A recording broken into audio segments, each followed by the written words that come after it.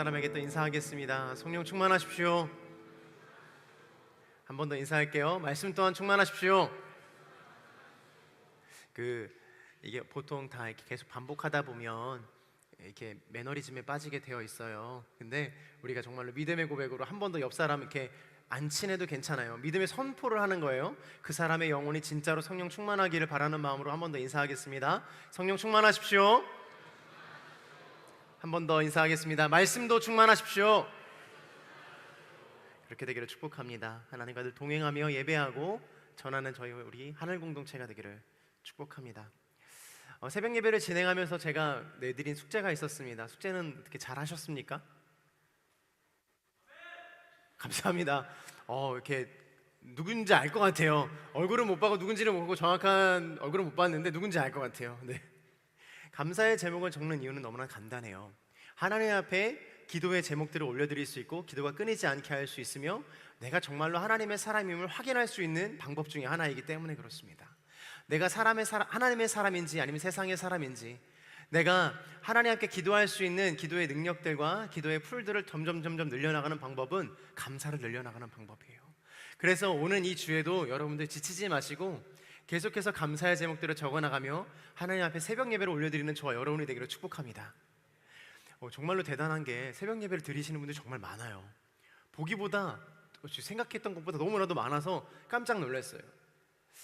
그 말은 선물을 준비하는 이 손길이 굉장히 부담스러워졌다라는 건데, 그것과 상관없이 정말로 감사하게 또 플로잉을 해주시는 분들도 계셨고, 작은 것이지만 이렇게 또 내어놓는 사람들이 좀 있었습니다. 너무나도 감사한 것 같아요.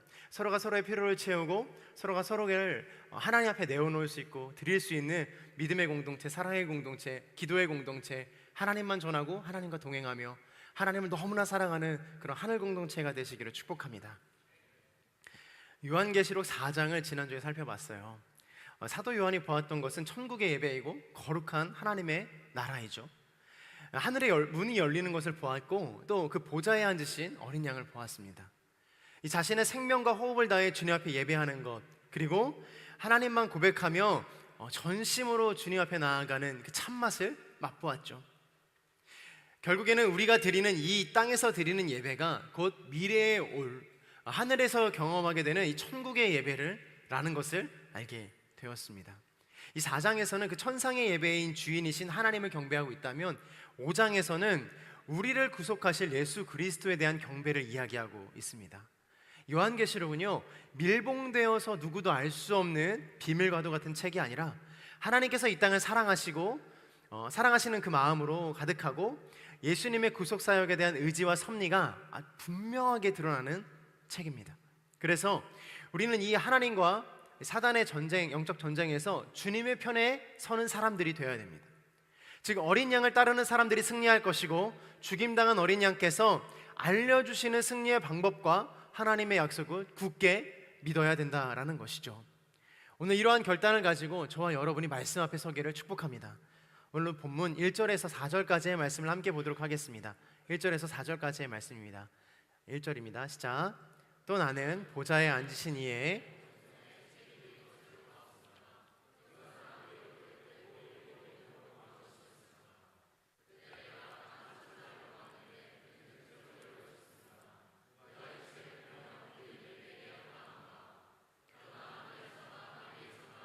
아래에서 어느 곳에서도 그 책을 펴서 볼 수 있는 사람이 없었습니다.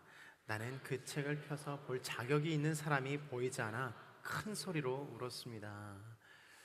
첫 번째로 우리가 함께 살펴볼 것은요, 믿음의 주요 온전케 하시는 예수님입니다. 이 히브리서 12장 2절의 말씀이죠. 죽임당한 어린 양의 승리 방법 첫 번째가 바로 믿음의 주요 온전케 하시는 예수를 바라보라라는 것입니다. 예수님께서는 십자가에 달리셨을 때 예수님 다른 것을 생각하지 않으시고 아버지의 뜻만 바라봤어요. 그 이유는 하나님의 뜻과 하나님의 마음을 너무나도 명확하게 알았기 때문이겠죠. 우리도 마찬가지입니다. 이 믿음으로 제대로 살아가고 또 하나님의 말씀대로 살아가는 힘은 예수님을 온전하게 바라보는 데에 있어요. 삶의 오랜 시간 동안 예수를 믿는다 해도 넘어지고 실족하기 마련이거든요. 어쩌면 예수를 잘 믿는다라는 것 자체가, 예수님처럼 살아간다는 것 자체가, 닮는다라는 것 그 자체가 참으로 어려운 일 같아요. 평생을 주님 앞에서 씨름하고 신음해야 되는 것이죠. 사랑하는 여러분, 여러분 스스로 믿음 없다고 여기는 일을 하지 않게 되기를 축복합니다. 아멘이세요?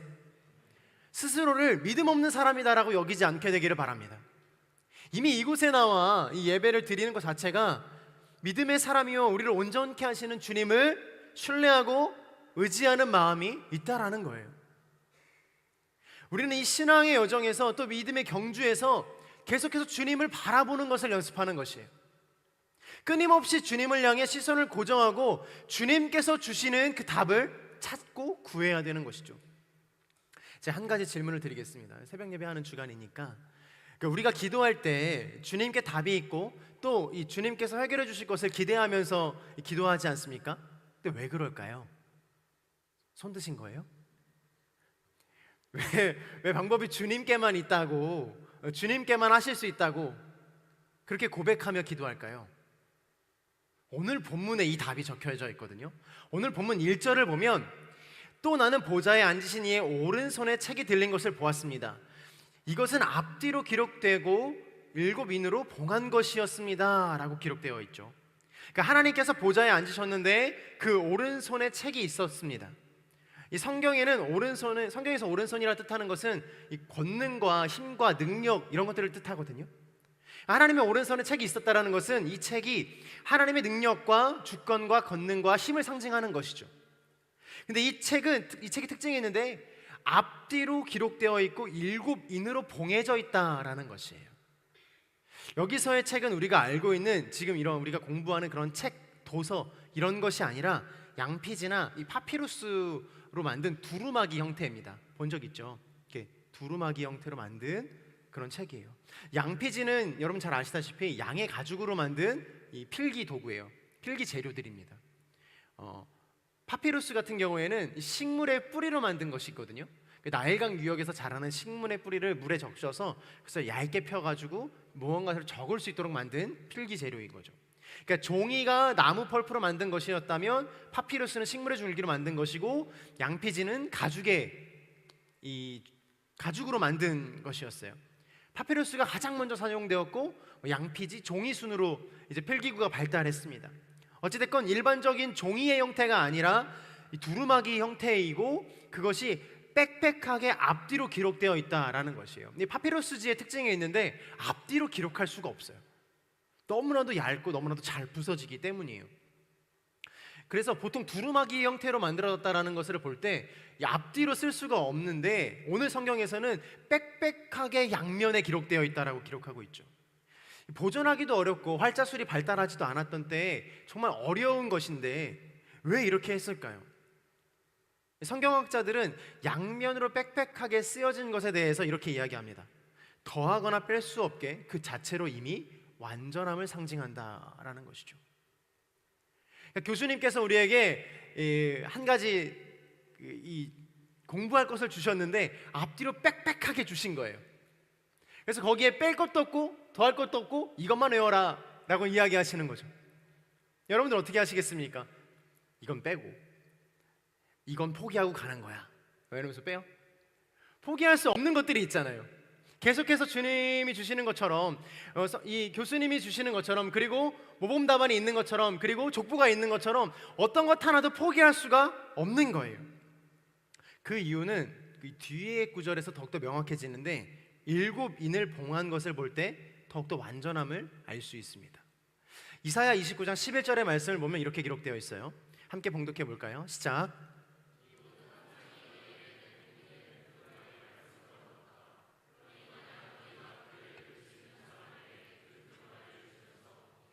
꼭 읽어주십시오 라고 부탁하면 그는 봉인돼 있어서 읽을 수 없습니다 라고 대답할 것입니다. 아멘. 엄마가 편지 읽는 거 좋아요, 싫어요? 연애 편지예요. 참고로 연애 편지가 도착했어요. 지금이야 연애 편지로 안 하지만 목사님 시대라고 그러면 좀 너무 과한 것 같기는 하지만 어쨌든 실제로 편지를 주고받았던 때가 있었어요. 여러분도 그래 본 적 있으십니까? 근데 누군가가 그걸 가로채가지고 그걸 뜯고서 읽는다고 생각해 보세요. 어떠실 것 같으세요? 바로 그 심각한 상황에 처해지겠죠. 육두문자 막 날아가고 그렇게 될 거예요. 과거 고대 근동이나 이 로마 시대에서는 인봉되어진 것은 아무나 열어볼 수가 없었어요. 그러니까 지켜야 할 규칙과 보호해야 할 내용들이 분명히 존재한 것이죠. 가령 예를 들어 한 국가에는 법적으로 보호해야만 하는 문서들이 있어요. 뭐 정부기관이나 군사기관 보관하는 특정 문서를 말하는데 뭐 가령 1급 기밀 뭐 이런 것들 들어본 적 있죠. 정부기관 사람들 중에서도 특정 사람에게만 볼 수 있는 권한이 있어요. 의료 기록도 마찬가지죠. 오늘 발음이 왜 이렇게 안 되죠? 의료 기록의 경우도 마찬가지예요. 개인정보 보호를 위해서 의료 기록을 아무나 열람할 수 없어요. 기업 또한 마찬가지죠. 기업의 핵심 기술이나 영업 전략을 보호하기 위해서 기업은 비밀 문서를 만들고 철저하게 관리 감독합니다. 이러한 기밀에 붙여지는 문서들, 소위 보안 문서들이 있는데 이 보안 문서들을 열어볼 수 있는 사람은 그 열람에 대한, 잘 들어주세요, 책임이 주어집니다. 책임이 주어지는 거예요. 그러니까 내가 무엇인가를 열람했을 때는 그 책임이 그 사람에게 있는 것이죠. 오늘 말씀에서 이 봉인된 두루마기를 열 사람이 없다라는 것은 책임을 질 수 있는 사람이 없다라는 것이에요. 근데 2절 말씀에 강한 천사가 큰 소리로 외쳤습니다 라고 이야기하면서 누가 이 책을 펴며 인을 떼기에 합당한가? 그러나 하늘에서나 땅에서나 땅 아래 어느 곳에서도 그 책을 펴서 볼 수 있는 사람이 없다라고 이야기하고, 나는 그 책을 펴서 볼 자격이 있는 사람이 보이지 않아 사도 요한이 큰 소리로 울었다라고 기록하고 있는 것이에요. 그러니까 하나님께서 만들어주신 빽빽한 그 페이퍼를 열어볼 사람이 아무도 없다라는 거예요. 그러니까 너무나도 슬픈 거죠. 이걸 책임질 사람도 볼 사람도 없는 것이에요. 사도 요한이 너무나도 슬퍼서 계속 운 거예요. 7인으로 봉인되어 있어서 그 누구도 풀 수 없고 접근할 수도 없고 그 봉인을 풀 자격도 없는 사람, 풀 자격이 있는 사람도 없는 거죠. 그런데 오늘 본문에서는 그 봉인을 풀 자가 있다라고 또 이야기하고 있어요. 오늘 본문 5절의 말씀입니다. 함께 봉독해 볼게요. 시작. 가운데 하나가 내게 말했습니다. 울지 마라. 유다 지파의 사자 다윗의 뿌리가 승리했으니 그 책과 7인을 열 것이다. 울지 마라. 그 인봉을 풀 사람이 있다라는 거예요. 울지 마라. 그 인봉을 풀 사람이 있다. 너 그만 울어라. 사도 요한이 와서 너무나도 슬피 울었을 때 천사가 와서 이야기하는 것입니다. 그 비밀을, 그 이야기를 풀 자가 있다. 나의 인생에도, 저의 인생에도 그 비밀을 풀어주실 분이 계시다라는 걸 전 너무나도 잘 알고 있어요. 아직까지 오시지 않으신 것 같지만, 이야기해 주시는 것 같지 않지만 저도 인생에도 비밀이 너무나도 궁금합니다. 목사님 계속 뭐 30대 거쳐서 40대 50대 목사님 하시면 되지 않습니까? 그렇지 않아요. 제가 언제 잘릴지 어떻게 압니까? 제가 여기를 온전하게 끝까지 승리하게 될지 어떻게 압니까? 여러분 기도해 주셔야 돼요. 그래서 주님께서 끝까지 넌 할 수 있어 라고 해주시면 너무나도 감사하겠어요. 그 비밀을, 인생의 비밀을 풀어주시면 너무나도 좋겠어요. 너 100점 맞을 거야. 마음이 평안하지 않겠습니까? 너 올 A 받을 수 있을 거야. 너 이번 시험에, 너 이번 전형에 합격할 거야 라고 주님께서 이렇게 말씀해 주시면 얼마나 좋겠습니까? 주님께서 말씀해 주시기를 축복합니다.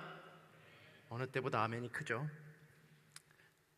유다 지파의 사자는 창세기 49장에 나오는 축복이죠. 유다 지파를 통해 오실 메시아를 뜻하고 있어요. 그리고 다윗의 뿌리, 이새의 뿌리에서 장차 예수님이 오실 것을 예언하고 있습니다. 그런 분이 오셔서 7인을 떼고 구원의 역사를 시작하신다라는 이야기. 우리 아까 좀 전으로 돌아가 볼까요? 우리가 기도할 때 혹은 신앙의 생활을 할 때 예수님을 의지해서 기도하고 예수님께서 우리의 문제와 우리의 고난과 우리의 어려움을, 그리고 그분에게 그것들을 맡겨드려야 하는 이유가 바로 그분께서 비밀을 가지고 계시기 때문이에요. 그분께서 그 비밀의 인봉을 떼실 수 있기 때문인 것이에요. 그래서 예수님을 의지해서 기도하는 거예요. 예수님께서 알고 계시기 때문에 누구도 뗄 수 없는, 누구도 책임질 수 없는 것을 예수님께서 스스로 홀로 책임지시기 때문인 것입니다. 사랑하는 여러분, 예수님 의지해서 기도하게 되기를 축복합니다. 사랑하는 여러분, 예수님께서 여러분들에게 크고 은밀한 비밀을 알려주실 것을 믿음의 이름으로 선포합니다. 그것이 우리가 바라봐야 될 주님께서 주시는 은혜이자 축복이라는 거예요. 예수님을 괜히 의지하는 것이 아니에요.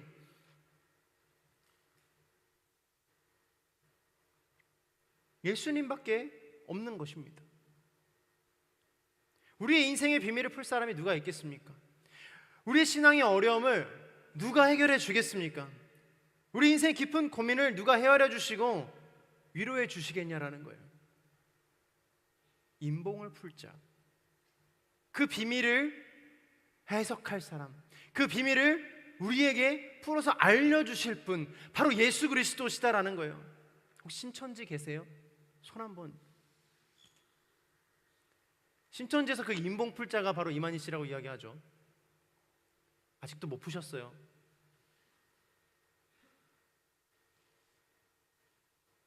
예수 그리스도만이 길이요 진리요 생명이신 줄로 믿습니다. 그래서 답이 없어도, 그래서 주님께서 응답하지 않으셔도 주님 앞에 기도할 수밖에 없는 거예요. 진짜 답은 그분에게만 있기 때문에요. 진짜 답은 주님에게만 있기 때문에 주님 앞에 기도할 수밖에 없는 거예요. 근데 6절과 7절을 보면 예수님의 그 모습이 강한 사자의 모습이 아니라 연약하디 연약한 어린 양으로 오셨다라고 기록하고 있어요.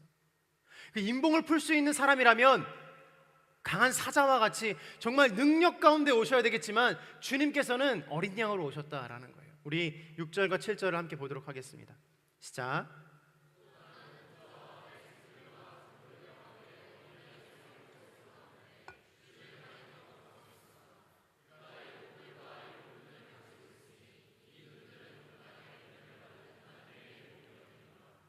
어린 양이 와서 보좌에 앉으신 이의 오른손에서 책을 받아 드셨습니다. 우리가 두 번째로 좀 볼 것은 죽임당한 어린 양의 승리 방법 두 번째는 약한 데서 온전해지시는 예수님이시다라는 거예요. 고린도후서 12장 9절의 말씀이죠. 이 사도 바울이 자신의 병이 낫기를 3번을 간구해요. 그리고 나서 주님께서 사도 바울에게 이렇게 말씀하시는 것입니다. 그러나 그분은 내게 말씀하셨습니다. 내 은혜가 내게 족하다. 왜냐하면 내 능력이 약한 데서 온전해지기 때문이다. 그러므로 나는 내 약한 것들에 대해 크게 기뻐하며 자랑할 것입니다. 이는 그리스도의 능력이 내게 머물게 하기 위함입니다. 라고 사도 바울이 이야기합니다. 예수님의 능력은 늘 낮은 곳을 향해 있었어요. 나의 은혜가 나에게 족한 이유는 예수님의 능력은 약한 데서 온전해지기 때문에 그렇다라는 거예요. 예수님의 모습이 사자이기는 하나 사자의 모습으로 오지 않으시고 어린 양의 모습으로 오신 이유이기도 합니다. 내 능력 가운데 내가 너무나도 연약하고 작아서 나의 약한 것을 크게 기뻐하게 되기를 축복합니다. 그래야 그리스도의 능력이 여러분 안에, 제 안에, 우리 안에 머물게 되는 거예요.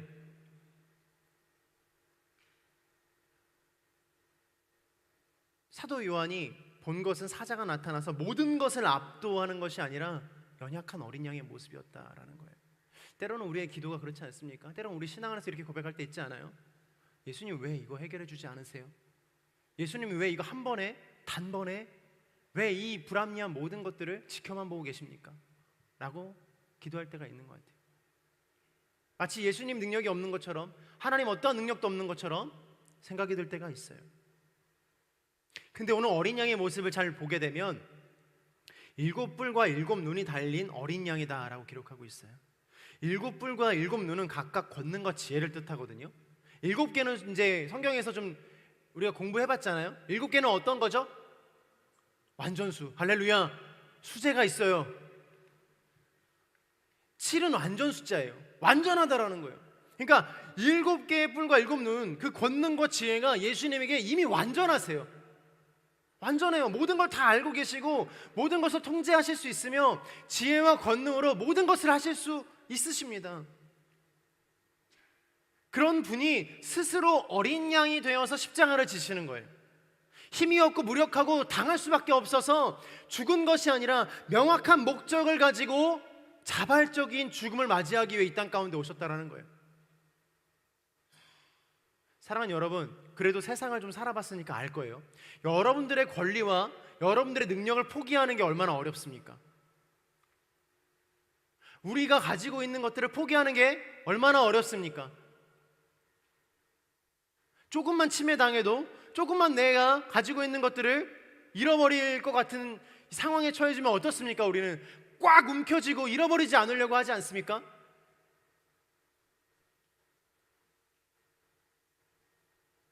저만 그래요? 저만 나쁜 사람, 저만 이기적인 사람 이렇게 만들 거예요? 우리 안에는 내 것을 지키려고 하는 마음이 있는 건 너무나 당연한 거예요. 있습니다. 근데 그런 스스로의 것들을 다 버리고 초연한 모습으로 아무것도 없는 상태로 죽음을 맞이할 수 있는 사람이 있는가라는 거예요. 저는 그래서 선교사님들이 너무나도 대단해요. 그분들이 하실 수 있는 게 없어서 선교를 하는 게 아니거든요. 선교제에 나가보면 청년회 때 정말 대단하신 분들이 너무나도 많아요. 배남프도 마찬가지예요. 내가 더 할 수 있어요. 나를 위해 모든 것들을 더 쏟아낼 수 있어요. 근데 내 것 구별해서 내 것 내려놓고 하나님의 나라의 것들을 채우겠다라는 거예요. 여름 사역도 마찬가지예요. 여름 선교도 마찬가지입니다. 여름 아울리치 지역이 확정되었어요. 할렐루야, 할렐루야. 기대하는 마음으로 기다리게 되기를 축복합니다. 말할까 말까. 일본을 가고요. 늘 갔던 지역이죠. 일본 가고요. 그래요. 베트남 가게 되었어요. 네, 베트남 가게 되었고 마지막으로 아프리카 케냐를 가게 되었습니다. 네, 아직 그 비용이나 일정들이 명확하게 픽스되지 않았기 때문에 그거에 대해서 말씀드리기 어려우나 우리가 곧 수련회를 할 텐데요. 수련회 때 이 아울리치 신청을 받을 거예요. 수련회 혹시 일정이 맞지 않아서 못 가시는 분들도 그 일정에 맞춰서 이렇게 신청하실 수 있도록 배려할 거니까 너무 걱정하지 않으셔도 괜찮습니다. 그러나 수련 오시면 너무 좋겠습니다. 근데 결단하시는 거예요. 제가 진짜 감동받았던 건 뭔지 아세요? 아울리치를 가기 위해 1월부터 아르바이트한 친구를 제가 만난 적이 있어요. 1월부터 너무나 아르바이트를 너무 열심히 하는 거예요. 그래서 제가 너 왜 지금 1월부터 이렇게 아르바이트 열심히 하는 거야? 너 지금 빨리 와서 이거 좀 섬겼으면 좋겠어요. 아니요 목사님, 저 지금 아르바이트 가야 됩니다. 저 여름 아울리치 가야 되기 때문에 저 알바해야 됩니다. 이러면서 가는 거예요. 그때 당시에는 얘 뭐 이런 애가 있지? 라는 생각이 들었었는데 곱씹어서 생각해보니까 이 친구는 너무나도 명확했던 거예요. 근데 가슴 한편으로는 누구도 도와줄 수가 없는 사람이 있어서 본인 스스로 그 비용을 마련해야 됐기 때문에 너무나도 처절하게 열심히 모은 거죠. 저는 주님께서 그 아이의 마음에 이미 계시고 주님께서 그 마음을 이미 받으셨다라고 믿어요. 내가 할 수 있는 것, 놀 수 있는 것, 내가 누릴 수 있는 것 포기하고 하나님께 쏟아 부으십시오. 하나님께 내어 드리십시오.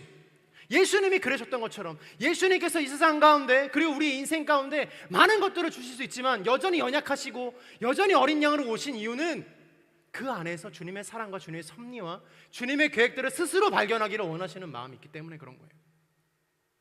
헌신하는 사람들만, 결단하는 사람들만 주님의 은혜와 크고 은밀한 비밀을 알게 될 줄로 믿습니다. 넘어갈게요. 예수님의 그 자발적인 죽음, 예수님의 그 자발적인 십자가 지심, 예수님이 거기서 못 태어나오시겠습니까? 십자가 지시는 그 골고다 언덕, 그 긴 언덕을 그 십자가 못 내려놓으시겠습니까? 조롱과 핍박과 그 채찍을 맞아가면서 버티신 거죠. 어쩔 수가 없으니까, 내가 내려놓을 수가 없으니까. 채찍이라는 단어, 그 무기에 대해서 아세요? 예수님께서 맞으신 그 채찍이라는 것은요, 인간이 소유하고 있는 것 중에, 그러니까 총을 제외하고 가장 빠른 음속을 내는 무기 중에 하나예요. 채찍을 휘두를 때 무슨 소리가 나요? 수제가 있어요. 쉭 소리가 나죠. 그러니까 공기를 가르는 소리가 난다라는 거예요. 그러니까 인간이 휘두를 수 있는 무기 중에 가장 빠르고 아픈 게 채찍이에요. 근데 거기에 끝에 뭐가 달려있냐면 갈퀴가 달려있어요. 철제 갈퀴. 박혀서 살점을 뜯는 용도거든요. 그냥 이렇게 찰싹하고 끝나는 게 아니라 박혀서 살점을 뜯어내는 거예요. 그러한 고통을 주님께서 참으셨다라는 거예요. 참지 않아도 되는 것을 내가 그냥 내가 이거 한 번에 그냥 다 이뤄내도 되는 것들을 하나 다 느끼시고 고통 당하시며 걸으셨다라는 거예요. 요한복음 10장 18절에 이렇게 기록하고 있습니다. 함께 봉독하겠습니다. 시작.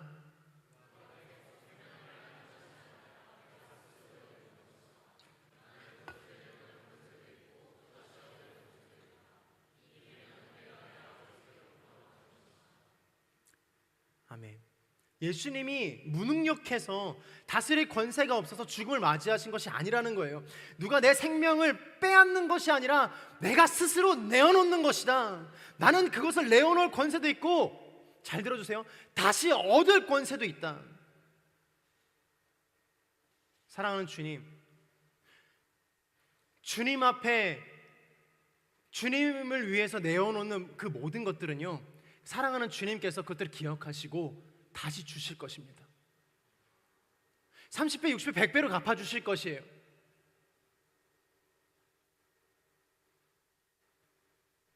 예수님의 사명은 요한복음 18장 37절에 나타나 있죠. 내가 이를 위하여 태어났으며 이를 위하여 세상에 왔나니 곧 진리에 대하여 증언하려 함이라 라고 기록하고 있어요. 예수님의 사명은 철저하게 스스로 어린 양이 되셔서 아버지의 뜻에 따라 순종하여 죽기를 결심하신 것이에요. 사랑하는 여러분, 여러분들의 신앙과 여러분들의 믿음이 스스로 결정하여 주님을 따르게 되기를 축복합니다. 여러분들이 스스로 주님 앞에 내가 내어놓을 것들을 내어놓아 주님께 연락하게 되는, 오퍼링하게 되는 저와 여러분이 되기를 축복합니다. 누가 득 떠미는 거 이제 그만하자고요. 어리고 달래서 하는 거 그만하자고요. 주님께서도 이러하셨으니 나도 주님처럼 이렇게 하겠습니다. 내가 변화되어 내가 바뀌어서 내가 스스로 주님 앞에 내어놓아 주님의 나라와 주님의 뜻과 주님께서 아픈 손가락들을 치료하는데 나를 사용하여 주십시오라고 기도하는 거예요.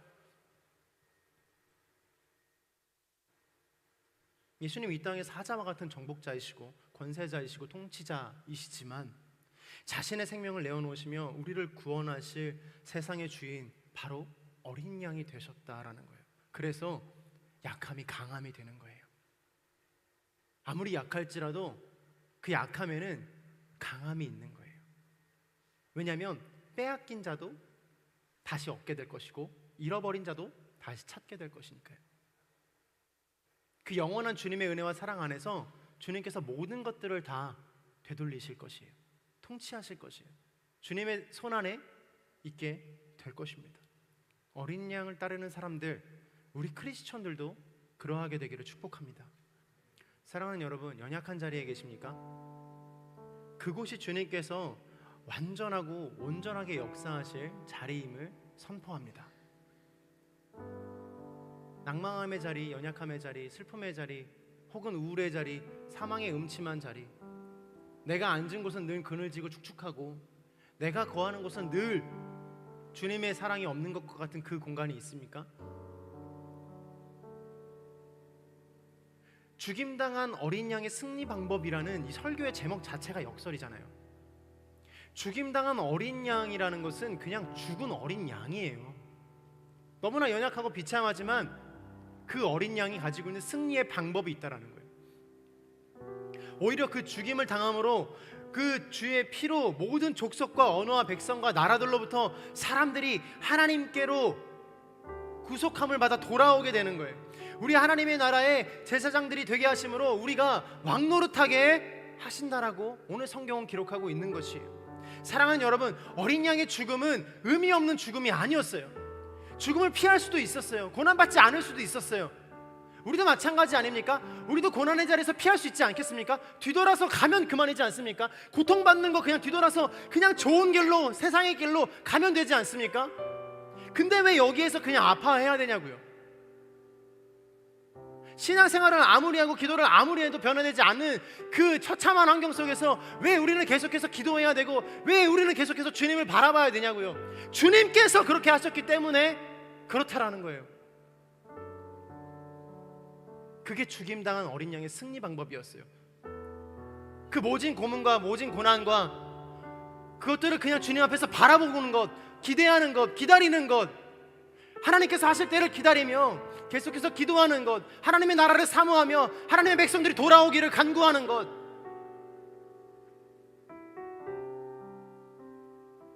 나의 약함이 주님의 강함입니다 선포하며 끝까지 그 자리에 거하며 기다리는 것. 사도 바울이 그랬던 것처럼요. 제가 느끼는 거지만요, 제 개인적인 걸 수도 있어요. 또 제가 그런 거일 수도 있어요. 요즘 들어서 참 부족한 것 중에 하나가 끈기예요. 쉽게 포기하고 쉽게 절망하고 쉽게 낭망하죠. 예배 드리는 것도 마찬가지고 기도하는 것도 마찬가지고 찬양하는 것도 마찬가지예요. 한 5분 정도 찬양하고 5분 정도 기도했는데 아무런 대답이 없어요. 주님께서 어떠한 감동도 주지 않으시고 자꾸 이상한 생각만 나고 딴 생각만 나고 아무것도 할 수 없는 지경에 이르죠. 그럼 우리는 생각해요. 내가 죄인인가 보다. 역시 나는 안 되나 보다. 역시 나는 주님의 사람이 아닌가 보다. 여전히 부족한가 보다. 근데 주님께서는요, 그 어려운 시간에 딱 한 가지, 너가 견디기를 원한다라고 말씀하세요. 언제까지요? 그 임봉을 뗄 예수님께서 오실 때까지요. 그때가 언젠지는 정확하지 않아요. 알 수 없어요. 누구도 말해주지 않아요. 근데 놀라운 건 뭔지 아세요? 그 견디는 모든 시간들 속에서 주님과 동행하게 되는 거예요. 그걸 경험하게 되는 거예요. 이것도 고치시고 저것도 고치시고 이것도 살리시고 저것도 다시금 회복시키시는 것들을 하나하나 바라보는 거예요. 12 제자들이 다 순교했거든요. 왜 그렇게 할 수 있었을까요? 주님께서 보여주신 것들이 너무나도 많았기 때문이에요. 그 사람들 다 실수한 사람들이고 그 사람들 다 절망한 사람들이고 인생의 고난과 영광을 경험한 사람들이었어요. 그럼에도 불구하고 그 인생의 마지막에 끝에까지 갈 수 있었던 이유는 주님과 평생을 동행하며 주님께서 보내주신 것들을 기대하며 믿으며 살아갔던 사람들이기 때문에 그래요. 그래서 그 생명이 아깝지 않은 거예요. 사랑하는 여러분, 축복합니다. 주님께서 여러분들에게 그리고 저에게 하나님의 나라의 비밀을 알려주시리라 믿습니다. 그래서 주님을 따라가는 그 순간들이 힘들지 않고 어렵지 않고 낭망하지 않고 상처받지 않고 하물며 힘들고 낭망하고 상처받을지라도 다시 오실 주님께서 그것을 고치시며 다시 오실 주님께서 그것들을 다시금 처음과 같이 이전과 같이 훨씬 더 아름답게 바꾸실 것을 기대하며 끝까지 주님 앞에 달려나가는 하나님의 사람이 되기를 축복합니다. 구원은 그렇게 얻어지는 거예요. 출애굽기에 나타난 6월절의 어린 양의 피는 생명을 걸어야만 했어요. 내가 죽을 수밖에 없었던 나의 죄값을 예수님께서 대신 치러주신 것이죠. 하나님께서 어린 양의 죽음을 나의 죽음으로 받아주신 거예요. 심판이 없었던 일로 된 게 아니에요. 누군가가 와서 내가 오기 이전에 누군가가 와서 그 죄를 치렀다라는 거예요.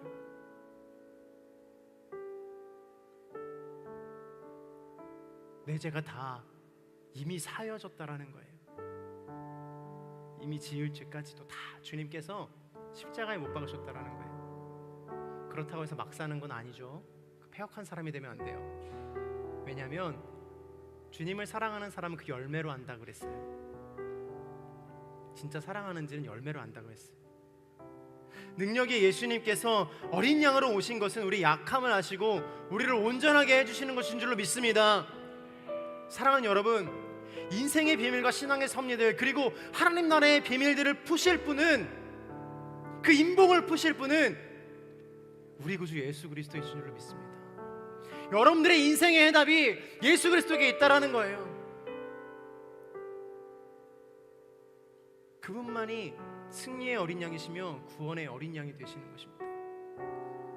현실을 바라보지 마십시오. 현재를 바라보지 마십시오. 현실을 부정하고 회의론자처럼 그냥 떨어져서 예수님만 바라보라는 게 아니에요.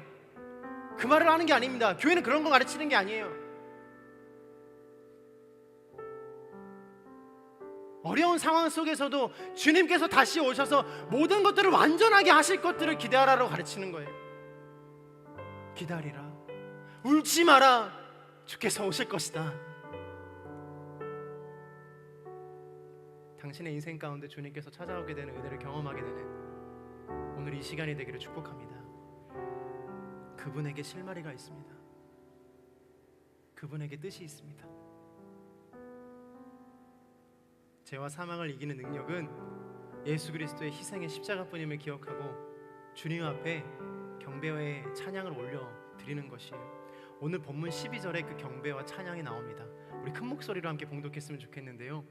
12절의 말씀을 함께 봉독해 보도록 하겠습니다. 시작. 그들은 큰 소리로 말했습니다.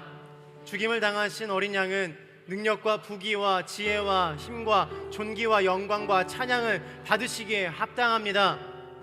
한 번 더 할게요. 그들은 큰 소리로 말했습니다. 죽임을 당하신 어린 양은 능력과 부귀와 지혜와 힘과 존귀와 영광과 찬양을 받으시기에 합당하십니다. 아멘. 여러분들의 그리고 우리의 삶과 인생과 뜻과 상관없이 그분은 능력과 부와 지혜와 존귀와 능력이 감사가 힘과 능력과 영광과 찬양들과 그 모든 것들, 정말 우리의 입술로 헤아릴 수 없는 그 많은 찬송들, 찬양들 주님께 올려드리자고요. 그리고 나서 여러분들의 인생이 변하는지 보자고요. 해보지 않고 주님이 인생을 변화시키지 않는다라고 말하는 건 너무나 바보 같은 거예요. 기도해보지도 않고 끝까지 해보지도 않고 성경의 말을 끝까지 생명을 다할 때까지 믿어보지도 못하고 세상의 사람들처럼 술 마시고 담배 피고 폐역하고 악독하게 살아가는 거 그만하십시오. 혼자 있는 자리에서 마음을 지키는 것들 어려운 거 압니다. 우리 이제 변하자고요. 우리 이제 주님 앞에 다시금 나아가서 우리 인생의 비밀 되시고 우리 인생의 키가 되시고 열쇠가 되시는 주님을 바라보자고요. 그렇게 원하시는 분들마다 그 자리에서 한번 일어났으면 좋겠습니다. 주님, 내가 여기 있습니다. 주님을 바라보기를 소망합니다. 주님과 함께하기를 원합니다. 나의 인생의 비밀을 풀 자, 나의 신앙의 믿음을 주님 앞에 내어놓을 자 여기에 있습니다. 그 영광과 존귀를 주님 앞에 올려드리오니 주님 받아주시옵시고, 주님 기도하는 모든 사람들마다 하늘의 문을 여시사 하늘의 경험들, 하늘의 나라를 경험하는 하나님의 사람 되게 하여 주시옵소서. 우리 주여 한번 외치며 주님을 자신에게 모셔드리고 주님을 선포하며 기도하십시다. 주여.